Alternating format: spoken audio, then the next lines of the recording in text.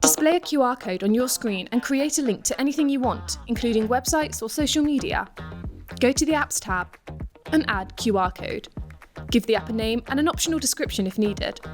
Then add the URL of the site you want to link to in this box here.